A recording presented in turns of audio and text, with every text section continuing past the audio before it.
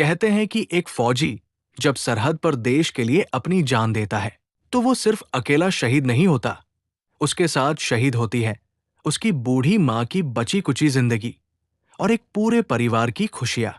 कल रात जब सरहद की बर्फीली वादियों में दुश्मन की गोलियां एक जांबाज जवान की छाती को पार कर रही थी, तभी उसने आखिरी सांस लेते हुए कहा था, रोना मत मां, वरना भारत मां सोचेगी कि उसकी दूसरी मां कमजोर पड़ गई।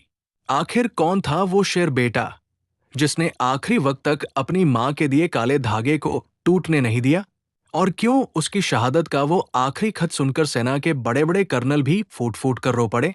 आज हम आपको लेकर चलेंगे राजस्थान की तपती रेत के बीच बसे एक छोटे से गांव में, जहां 60 साल की फातिमा बी और उनके इकलौते बेटे कबीर की एक ऐसी दास्तान छुपी है जिसे सुनकर पत्थरों का दिल भी पिघल जाए। दिल थाम कर सुनिएगा ये कहानी, क्योंकि ये आपकी आंखों को आंसुओं से भर देगी। कहानी सुने उससे पहले आपके एक गुजारिश है कि आप हमारे चैनल को सब्सक्राइब जरूर करें ताकि हमारा हौसला भी बना रहे। और हाँ, कहानी अंत तक जरूर देखिए। कहानी आप किस शहर या गांव से देख रहे हैं, कमेंट में जरूर बताइएगा।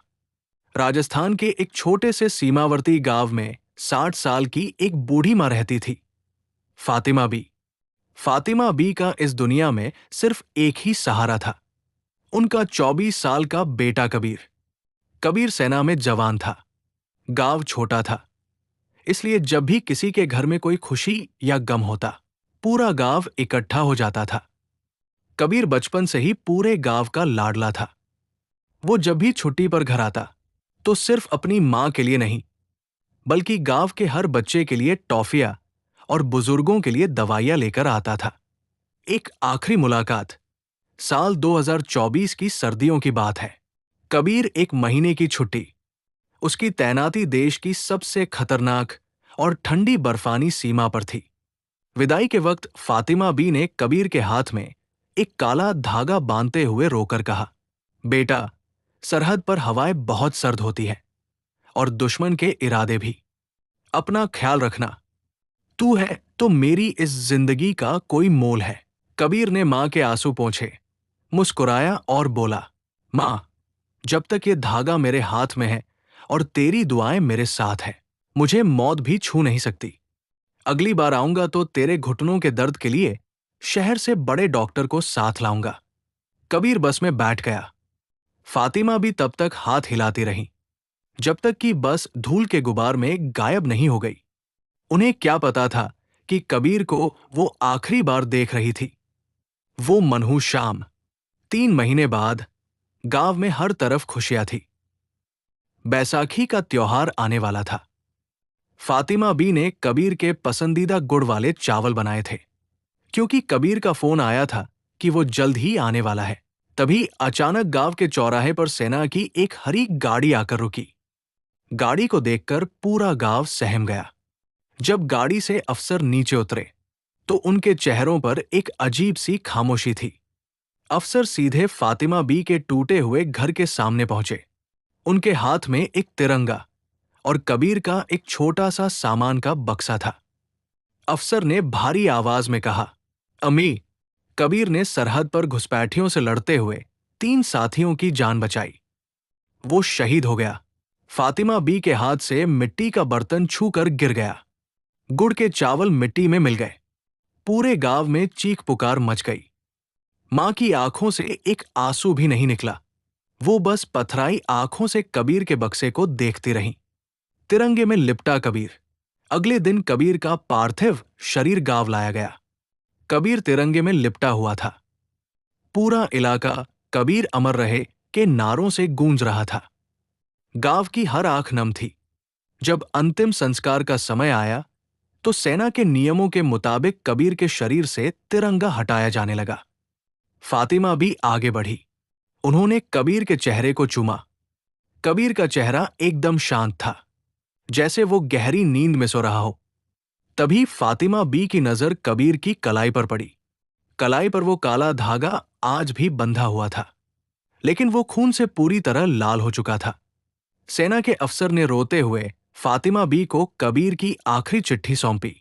जो उसने अपनी शहादत से एक दिन पहले लिखी थी। अफसर ने कहा, अम्मी, कबीर ने कहा था कि अगर मुझे कुछ हो जाए तो ये खत मेरी मां को देना। कबीर का आखिरी खत। फातिमा बी के हाथ कांप रहे थे। गांव के मास्टर जी ने उस खत को जोर से पढ़ना शुरू किया। मेरी प्यारी मां, मुझे माफ कर देना मां। मैं अपना वादा पूरा नहीं कर सका। मैं तेरे घुटनों के इलाज के लिए डॉक्टर को नहीं ला पाया। कल रात जब दुश्मन की गोलियां मेरी छाती को पार कर रही थी, मुझे दर्द नहीं हुआ मां। मुझे बस तेरा चेहरा याद आ रहा था। मैंने आखिरी सांस तक तेरे दिए इस काले धागे को टूटने नहीं दिया। मां, मैं भले ही लौट कर ना आऊं, लेकिन जब भी हवाएं चलेंगी, तू समझना तेरा कबीर तुझसे लिपट रहा है। रोना मत मां, क्योंकि अगर तू रोई तो भारत मां सोचेगी कि उसका एक बेटा शहीद हुआ, तो उसकी दूसरी मां कमजोर पड़ गई। अगले जन्म में फिर तेरी ही कोख से जन्म लूंगा। तेरा कबीर। आंखों में आंसू, सीने में गर्व। खत खत्म होते होते वहां मौजूद हर जवान, हर गांव वाले और यहां तक कि सेना के कर्नल की आंखों से भी आंसू बहने लगे। पूरा माहौल सिसकियों से भर गया। फातिमा बी ने अपने आंसू पोंछे। उन्होंने कबीर के माथे को चूमा और बेहद कांपती लेकिन मजबूत आवाज में चिल्लाकर कहा, जय हिंद। एक मां का ये जज्बा देखकर वहां मौजूद सैकड़ों जवानों ने फातिमा बी को सैल्यूट किया। कबीर हमेशा के लिए पंचतत्व में विलीन हो गया, लेकिन वो अपनी मां के दिल में और देश के इतिहास में हमेशा के लिए अमर हो गया।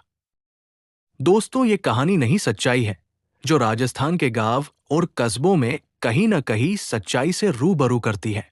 हमें उन परिवारों के त्याग और बलिदान को भूलना नहीं चाहिए। हम एक दिन के लिए जज्बा तो पैदा कर देते हैं उस परिवार के लिए, लेकिन धीरे धीरे भूल जाते हैं। उस मां के आंसू पोंछने वाली भी नहीं रहते हैं। कभी कभी तो ऐसा लगता है कहीं उसने देश के लिए कुर्बानी देकर गलती तो नहीं की। दोस्तों, आपको लगता है देश के लिए हर कोई कुर्बानी देने के लिए तैयार है, तो उन माँ को संभालिए जिनके बच्चे देश के लिए कुर्बान हो गए। यही एक सच्चे देशभक्त की निशानी है और यही एक सच्ची श्रद्धांजलि है। कहानी आपके आंखों को नम कर दिया हो तो प्लेज चैनल को सब्सक्राइब जरूर करें। मिलते हैं एक नई कहानी के साथ। जय हिंद।